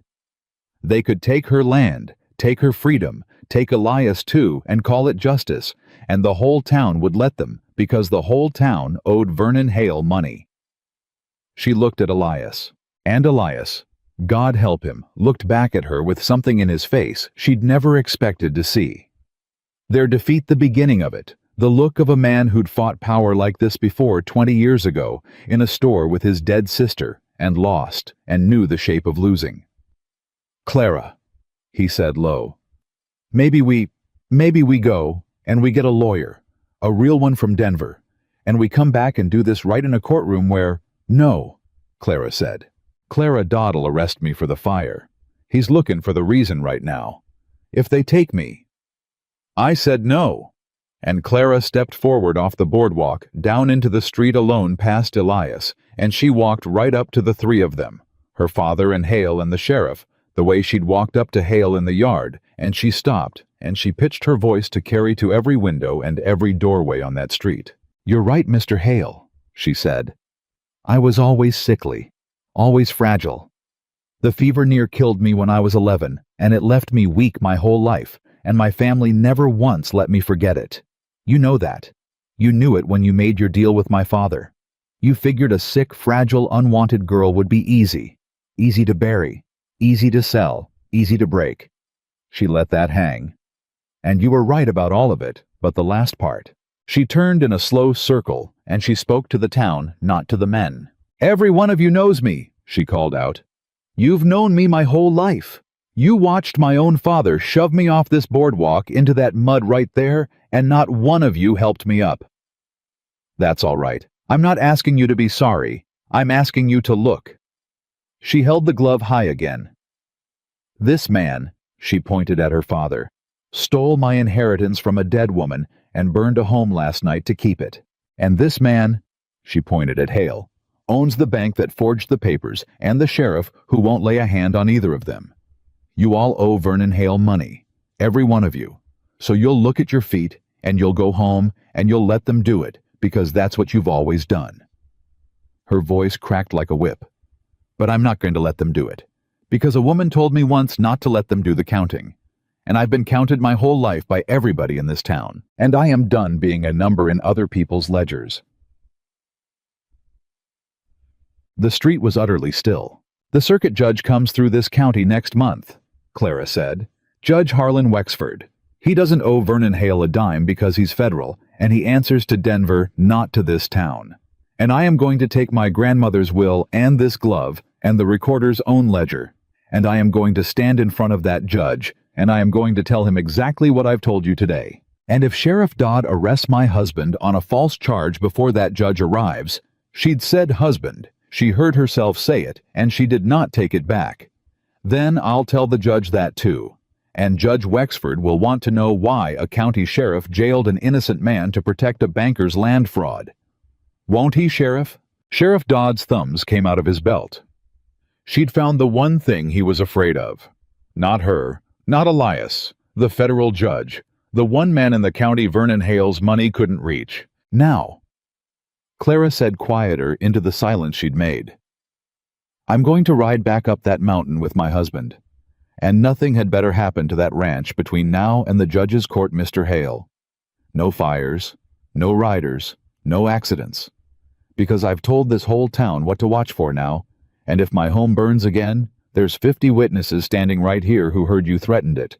You wanted to bury me quiet. You've lost your chance. I'm the loudest thing in this county now." And she turned her back on them, on her father, on Hale, on the sheriff, the way Elias had turned his back on her father in the yard 2 weeks before the exact same way. And she understood in that moment that she'd learned it from him, and she walked back to her horse, and she mounted up, blistered hands and weak chest and all, and she looked down at Elias Rourke, who was staring up at her like a man watching the sun come up after 20 years of night. "Well," she said, "you coming, husband?" Elias swung up onto his horse. "Yes, ma'am," he said, and his voice wasn't quite steady. "I reckon I am." They rode out of Coldwater Bend side by side, and the whole town watched them go, and somewhere behind them, Vernon Hale was already thinking hard about a federal judge, and Clara's father was already frightened, in a way he hadn't been in 8 years. And the trap they'd built to bury a fragile, unwanted girl had just been turned inside out by the girl herself in the middle of the street in front of everyone. They didn't speak until they were clear of the town and climbing. Then Elias said low, "You called me your husband." "I did. 3 times. I know. We ain't married, Clara." Clara looked straight ahead at the mountains, at the country that had made her chest hurt less, at the high, clean place where a man had handed her a key and told her there was no number. "Not yet," she said, and Elias Rourke rode up a mountain in the summer sun, beside a woman who had walked into a rigged fight with nothing but a dead woman's will and her own straight back, and had not lost. And he understood that whatever came at the judge's court next month, whatever Hale and her father tried, he would spend the rest of his life making sure that the girl the whole world had counted at $19 never again doubted for a single day exactly how far beyond counting she truly was. The month before the judge came was the longest of Clara Bramwell's life, and it was Elias who nearly broke first. Not from fear of Hale, from the other thing, the word she'd said in the street 3 times. He didn't raise it for 4 days. He watched her mend fence and gentle a colt and sit at his table eating without asking permission. And he said nothing until the 4th evening, when the men had gone to the bunkhouse and it was just the 2 of them and the lamp. And he set down his coffee and said, "I have to say a thing to you, and I need you to hear all of it before you answer." "All right. You called me your husband in that street to save my neck. I know that. Dodd was fixin' to arrest me, and you found the one thing that stopped him, and I'd have done the same for you, said anything. So I'm not holding you to a word you threw out to keep me out of a cell." He turned his cup slowly. "So you're free of it. That's the first thing. Whatever you said down there, you owe me nothing up here. Same as always." Clara waited. "And the second thing?" Elias was quiet a long moment. "The second thing is that I have wanted to be your husband in truth since about the 2nd day on that wagon road." He said low, not looking at her, "And I have not said so because you came to me sold, and a man doesn't ask a woman he paid $19 for whether she'll have him. That's not a question. That's a debt callin' itself love, and I swore I'd never be a debt to you." He finally looked up. "So I'm caught, Clara. I can't ask you because askin' feels like collectin'. And I can't not want it. So I'm just telling you the truth and leaving it in your hands where everything's been since the day I met you. That's all." Clara sat with that. Then she got up and she came around the table and she stood in front of him and she said, "You want to know the difference between a debt and a choice, Elias Rourke?" "Yes, ma'am. A debt is a thing you owe whether you want to or not. A choice is a thing you'd pick even if you owed nothing." She reached down and took his rough hand in her wrapped one. "I don't owe you a single thing. You've made sure of that every day since you bought my freedom and handed it to me. So there's no debt here. There's just a woman who's got the run of a place and the key to a door and a wagon to Denver anytime she wants it, choosing of her own free will, with nobody counting and nobody making her to stay. Not because she has to, because she wants to." Her voice went soft. "I'd pick you owing nothing. That's how you know it's real." Elias closed his eyes. "Say it plain," he said. "I've waited 20 years to hear a thing said plain. Don't make me guess." "I want to be your wife," Clara said. In truth, by choice, yes. And Elias Rourke, who had killed a man and lived alone on a mountain for 8 years, so nobody could reach him, put his forehead down against their joined hands and shook, and Clara stood over him and held him, and did not tell him to stop, because that was one of the rules of the place. Now her rule: nobody apologizes for grieving. And what he was grieving, she understood, was every year he'd spent believing he was too broken to be chosen. They were married that week, not in the town church. Clara wouldn't set foot in it, and Elias wouldn't ask her to, but on the ranch on the hill by a circuit preacher. Amos rode 2 days to fetch with Little Bear and Amos as witnesses, and the summer wind moving through the grass. Clara wore her second dress and her grandmother's needle pinned in her collar. Elias took his hat off and held it against his chest the whole time, like a man afraid to believe where he was standing. When the preacher said the words and Elias said his part, low and rough, and Clara said hers clear and steady, the old man asked for the ring, and Elias's face went stricken, because there wasn't one. He hadn't thought there'd been no time. And Clara reached up and unpinned the needle from her collar. "My grandmother gave me this," she said, "the only person who ever loved me before you. She told me not to let them do the counting. It's the most precious thing I own." She pressed it into Elias's palm. "I don't need a ring.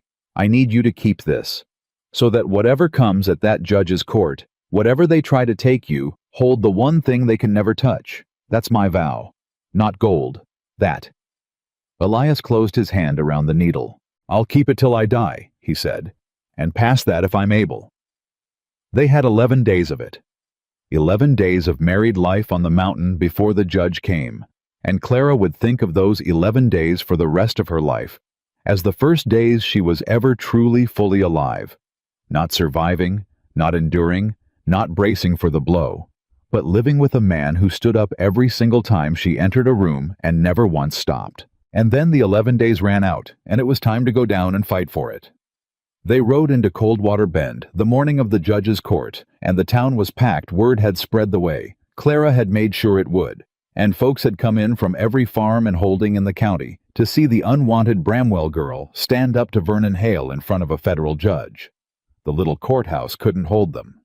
They stood in the aisles and out the door and in the street. Judge Harlan Wexford was a lean, gray, unhurried man with cold, clear eyes and a way of looking at people that made liars sweat. And Clara understood the moment she saw him why Hale was afraid of him. He belonged to no one. He owed no one. He'd ridden the circuit 30 years and buried more powerful men's schemes than most folks would ever hear of. Her father was there, and her mother and Beth, all dressed in their Sunday best, all arranged to look like a wronged and grieving family. Vernon Hale sat easy in a good coat, with a Denver lawyer beside him. He'd sent for one, a slick, expensive man named Pruitt, and Sheriff Dodd stood along the wall, trying to look like the law, and looking instead like a man deciding which way to jump. Clara had no lawyer. She had a Willa glove, a ledger she'd made Pettigrew swear a copy of, and her own straight back. Elias leaned close before it started. "You want me to speak for you? A husband can?" "No," Clara said. "They spent 22 years talking over me. Not today. Today, I do the counting." The judge called it to order, and Vernon Hale's lawyer Pruitt rose first and was smooth as glass. He spoke of a fragile young woman, sickly since childhood, prone to hysteria, who'd run off with a man of violent reputation. Here he gestured at Elias and let the word killer hang unsaid. But Heard, and who now poisoned by that man's influence, was leveling wild accusations against her loving family and a pillar of the community. He spoke of the will as a confused document contested unclear. He produced the transfer paper that put the land in her father's name, signed and sealed, and looking to any eye entirely legal. "Your Honor," Pruitt finished, "this is a family tragedy, not a fraud. A poor girl unwell misled. We ask only that she be returned to her family's care, and this matter closed with the Christian mercy it deserves." It was good. It was very good.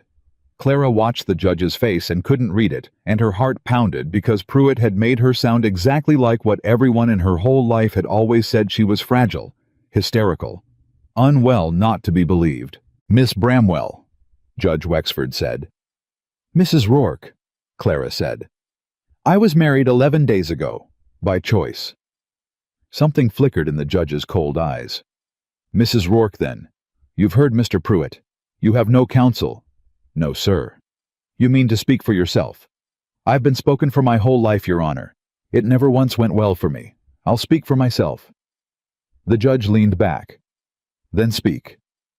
And Clara stood up. She didn't raise her voice. She'd learned that from Elias. She spoke plain and steady and let the truth carry itself. "Mr. Pruitt says I'm fragile and unwell and can't be believed," she began. "Let's start there because it's the foundation the whole thing's built on, and it's true. I had the fever at 11. It left me weak. My family never let me forget it. For 22 years, I was the sickly one, the burden, the one nobody wanted." She looked at the judge. "So I understand why it's easy to believe I'm confused. Everyone's always found it easy to believe the worst of me. That's exactly what my father and Mr. Hale were counting on." She held up the will. "This is my grandmother Margaret Bramwell's last will and testament. It's in the county's own records. Mr. Pettigrew, the recorder, is right there, and he'll swear to it. In it, my grandmother leaves everything she owned, the townhouse, the south parcel, and its water, to me, not to my father. And she wrote in her own hand." Clara read it aloud, slow, into the dead silence. "My son will squander it and call it his own, but it was never his, and my Clara will need it more than he ever did." A murmur went through the packed room. "She wrote that 8 years ago," Clara said.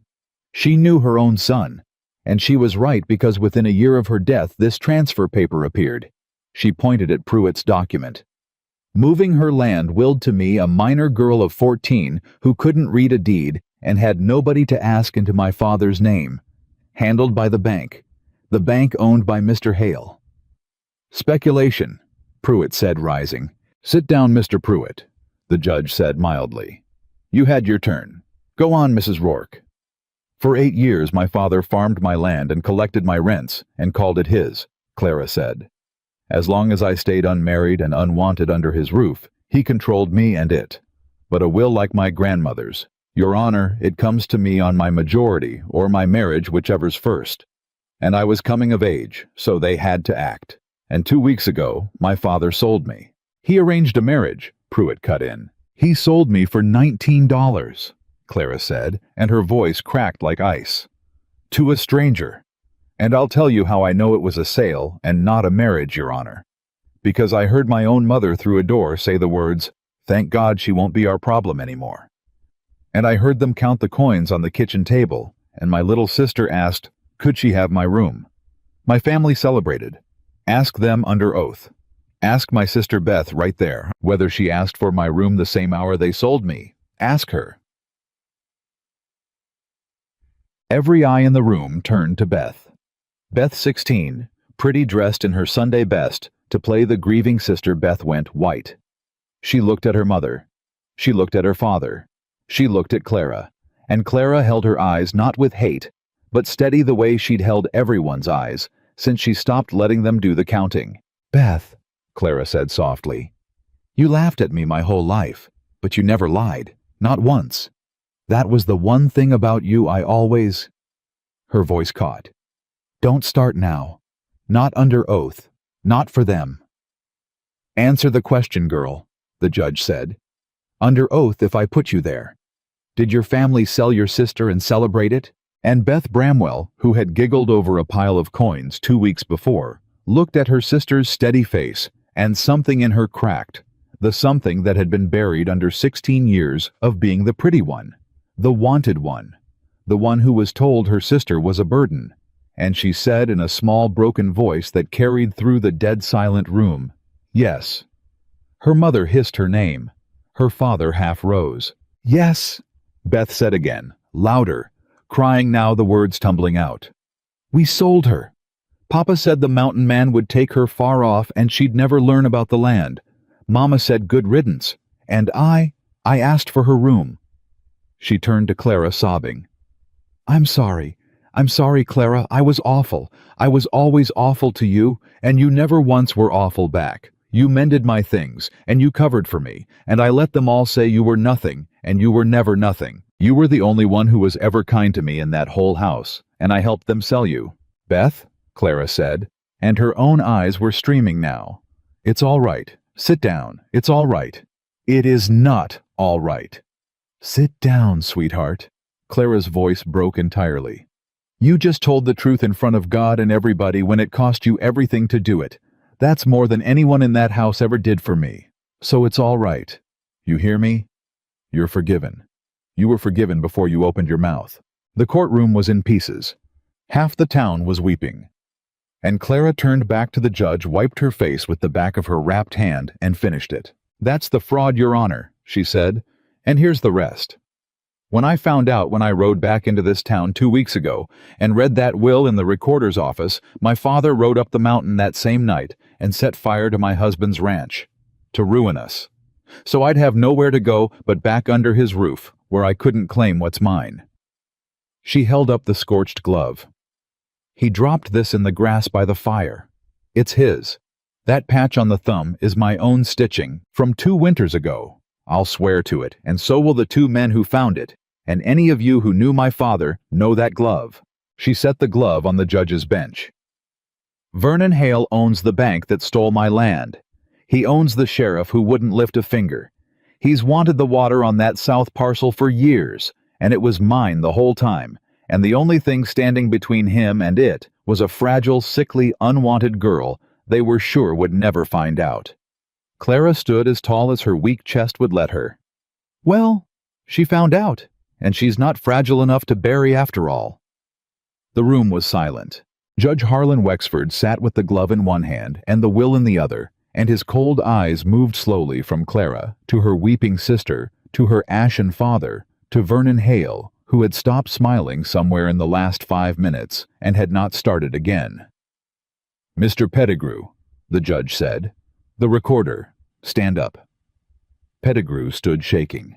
"Is this will genuine, and is it in your records, as this woman says?" "Yes, Your Honor," Pettigrew whispered. "And the transfer of the land into the father's name, did you witness the circumstances of it?" Pettigrew's eyes darted to Hale. "Look at me, sir," the judge said sharply. "Not at the banker. You look at that man again before you answer, and I'll hold you as party to the fraud. Now, the transfer. Was it lawful?" Pettigrew broke. "No, Your Honor. No. The girl was 14. There was no guardian's petition, no court order, nothing. The bank drew the papers and I was told to file them and I filed them. God forgive me, I've filed them and looked away for 8 years. I've got a family. Mr. Hale holds my note." "Sit down," Wexford said, not unkindly. "You'll tell the rest to me privately, and it'll go easier for you than for the men who made you do it." He set down the glove and the will, and Judge Harlan Wexford looked out over the packed, weeping, silent courtroom, and he delivered it plain. "I find the will of Margaret Bramwell genuine and valid on its face," he said. I find the transfer of her estate to her son fraudulent, void, and unlawful from the day it was filed.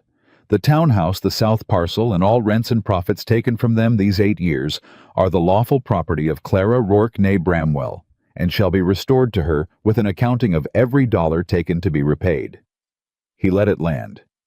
As to the fire, I find sufficient cause to hold Josiah Bramwell for arson, and I'll be looking hard, very hard at the affairs of Mr. Vernon Hale's bank, his acquisition of that recorder's silence, and the conduct of a county sheriff who saw a will and a glove and did nothing.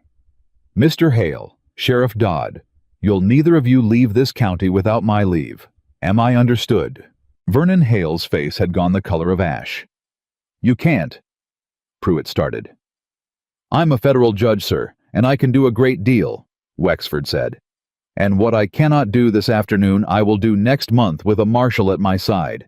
Now sit down before I hold you to." Pruitt sat down. Clara's father was on his feet, wild now, the mask gone entirely. "That land is mine.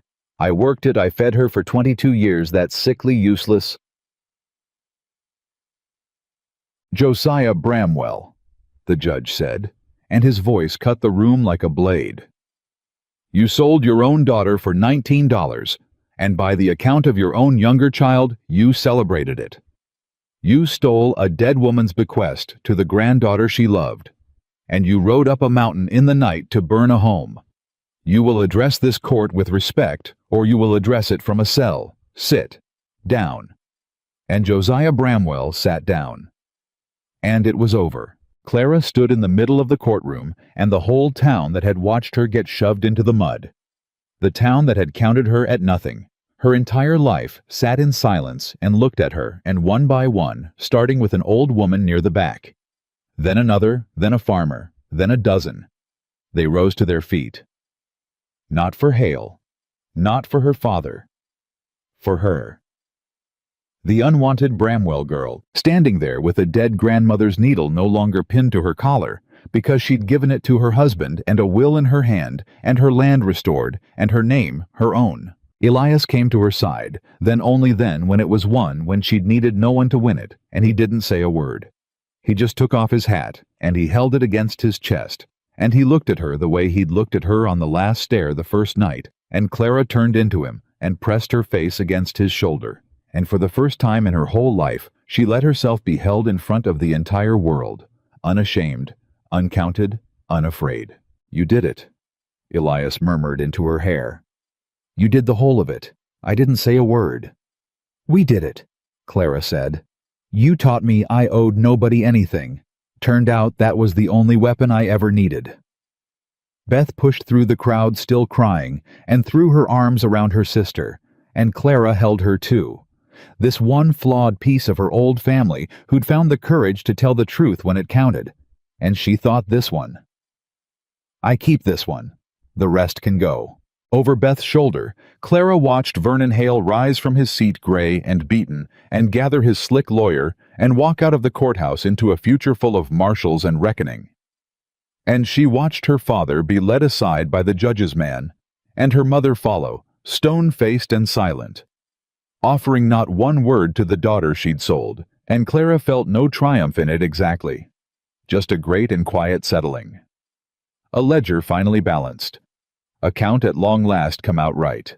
She'd come down this mountain, a purchased girl.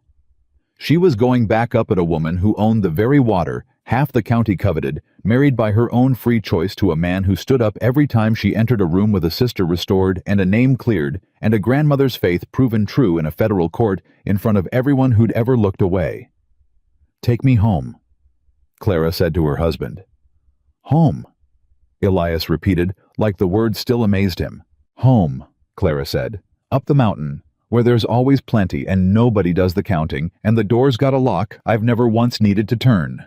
And Elias Rourke put his hat back on and offered his wife his arm, and together they walked out of the courthouse and through a town rising to its feet, and rode up the mountain toward the ranch and the summer grass, and the whole long life still waiting to be lived, a life that no one ever again would have the power to sell out from under her. They rode up the mountain in silence for a long while, and it was Clara who broke it, because there was a thing sitting in her chest that the courtroom hadn't settled. I keep waiting to feel it, she said. Feel what? Happy, free, whatever a person's supposed to feel when they win. She looked out at the summer country climbing past them. I won everything back there, Elias. The land, the water, my name. My father's going to a cell. Hale's ruined. And I keep waiting to feel like I imagined I'd feel. And instead I just feel hollow. Like I filled a hole that was so big, I can't tell yet whether it's really full. She shook her head. What's wrong with me? Elias considered that a long time the way he considered everything. Nothing's wrong with you, he said finally. You spent 22 years being told the sum of you was nothing. You don't undo that with one afternoon in a courtroom, even a good one. A person carries a lie that long winnin' don't feel like winnin'. It feels like the ground movin', and you don't trust ground that moves. He glanced at her. It took me 20 years to learn the man I killed didn't take my soul when I took his life. You'll learn faster than I did, but you won't learn it today. You'll learn it slow up here, one plenty-filled supper at a time. That's the only way anybody learns it. Clara reached over and took his hand, and they rode the rest of the way like that, and by the time the ranch came into view over the last rise, the house, the barns, the corrals, the cattle dark on the green, all of it whole, all of it saved, she found the hollow had just started to warm. The first weeks home were quiet, and the quiet was its own kind of test. Beth came up the mountain to live with them. There'd been nothing left for her below, with their father held for trial, and their mother turned bitter and cold. And Clara had ridden down and gotten her without being asked, and brought her home. Because that was the kind of woman Clara had decided to be. One who kept the peace of her old family, that had chosen truth, and let the rest go without hate. Beth arrived ashamed and small, expecting to be made to pay, expecting a ledger. You'll draw wages same as the men, Clara told her the first night. You'll have your own room with a lock, and you keep the key. There's always plenty here. Nobody counts what you eat. Beth stared at her. After what I did to you. There's no number, Beth. Clara said it the way Elias had said it to her on a floor by a stove weeks ago. I know you don't believe me yet. I'll say it every day till it takes. And Beth, who had been the pretty one, the wanted one, the one who'd never in her life been called a burden. Beth put her face in her hands and wept, because she was learning, as her sister had learned before her, that the cruelest house isn't always the one that starves you. Sometimes it's the one that feeds you well, while it teaches you your worth is only your usefulness. She'd been fed. She'd never been free. And now she was. The trial came and went that autumn. Josiah Bramwell was convicted of arson and land fraud and sent to prison. Vernon Hale, who had money enough to hire the best and run the longest, dragged it out through Pruitt and appeals and quiet threats. But Judge Wexford was federal and patient, and had 30 years' practice burying men like Hale. And in the end, the bank was seized, the fraud laid bare, the recorder, Pettigrew turned state's witness in exchange for mercy, and Vernon Hale lost the thing he'd spent his whole life believing would protect him, the certainty that his money made him untouchable. He left the county a poor man.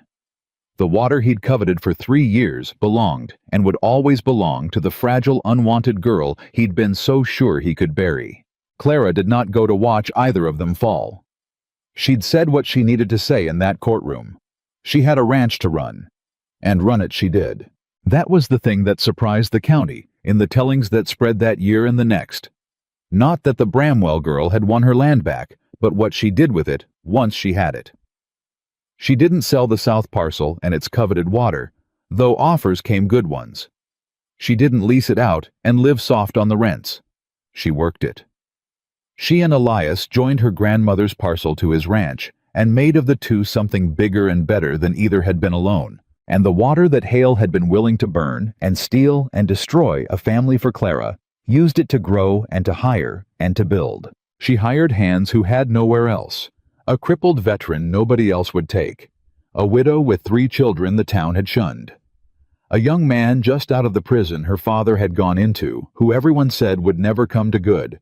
Clara gave him a bunk and a wage and a chance, and he came to good. "You're building something up here," Elias said one evening, watching her go over the accounts by lamplight, her handwriting careful and sure where a year ago she'd have been afraid to hold the pen. "You know that half this county's got somewhere to land now that didn't before. All of it standing on the water they tried to bury you to keep. I know exactly what I'm building," Clara said, not looking up from the ledger. "I'm building the house I never had. Big enough for everybody they threw away."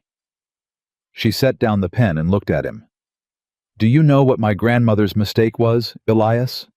Her only one. She loved me, and she left me everything. And she was right about my father down to the letter. But she wrote, 'My Clara will need it.' Need. Like the best she could hope for me was that I'd have enough to get by on. She couldn't imagine more than survival for me, because nobody could, because I was the sickly one." Clara's jaw set. "I don't want to just need it. I want to use it. I want to take the thing they were so sure a weak girl couldn't handle, and I want to make it feed half a county, so that every single person who ever looked away while my father shoved me in the mud has to drive past land I own, and men I employ, and a life I built and know exactly how wrong they were about what I was worth." Elias looked at her a long moment. "That's not survival," he said quietly. "That's not even winning. That's something else." "It's the counting," Clara said. "I'm doing the counting now, and the number's a lot bigger than $19. Winter came hard that year, the way Elias had warned her it would, the first winter of her life on the mountain, and it near killed her truthfully. The cold got into her weak chest, and there was a stretch of 3 days in January when the fever came back. The old fever, the childhood one, and she lay in the bed she shared with her husband and could not get her breath, and Elias sat up with her every one of those 3 nights and did not sleep and did not leave. On the worst night near dawn, when her breath rattled bad and she was frightened for the first time since the wagon road, Clara gripped his hand and said the fear out loud. "If it takes me," she whispered, "don't let them say I was weak. Don't let them put it on my stone, that I was the sickly one who—" "Hush!" Elias's voice was rough with 3 nights of no sleep and old terror. "You're not going anywhere. You hear me? I was too late for Sarah. I have not been too late a single day since I met you, and I am not starting now. Breathe. Just breathe. In, there, again." "Elias, I've got the needle," he said suddenly, and he pressed it into her hand. Her grandmother's needle, the one she'd given him as a vow. "Feel it. You told me to keep it, so that whatever they tried to take, I'd hold the one thing they could never touch. Well, here." He closed her fingers around it. "This is the one thing, not the land, not the water, this, you. You're the one thing they could never touch, Clara. They tried every way there is, and they never once touched it, and no fever's taken it either. Now breathe." And she breathed. And the fever broke on the 4th morning, and Clara Rourke did not die because Clara Rourke, it turned out, was very hard to kill, harder than the fever, harder than her family, harder than Vernon Hale, harder than the whole world that had spent 22 years counting her out. She came through the winter thin and pale and alive. And in the spring she found she was carrying a child. She told Elias on the hill, the same hill they'd married on an evening when the wind moved through the new grass, and she watched the news land on him. Watched this still hard, quiet man who'd been sure for 20 years he was too broken to be a husband, let alone a father. Watched him take off his hat and hold it against his chest and turn his face away so she wouldn't see, and then turn it back because he'd decided plainly that he wasn't going to hide from her, not even this. "A baby," he said. "A baby. Clara, I don't know how to be a father. I killed a man. I lived alone on a mountain because I couldn't be trusted near people. I don't know the first thing about—" "You know the first thing," Clara said. "You know the only thing that matters. You know how to make a person feel they're worth more than the world told them they were. You did it for me. You did it for Beth. You'll do it for our child every single day. And our child will grow up never once wondering whether they're a burden, never once bracing for the blow, never once being made to take the smallest piece and ask for more." She took his face in her hands. You're not going to teach our child what your town taught Sarah or what my family taught me. You're going to teach them there's always plenty and nobody does the counting. That's the whole of fatherhood, Elias. You've been ready your whole life. You just never had the chance."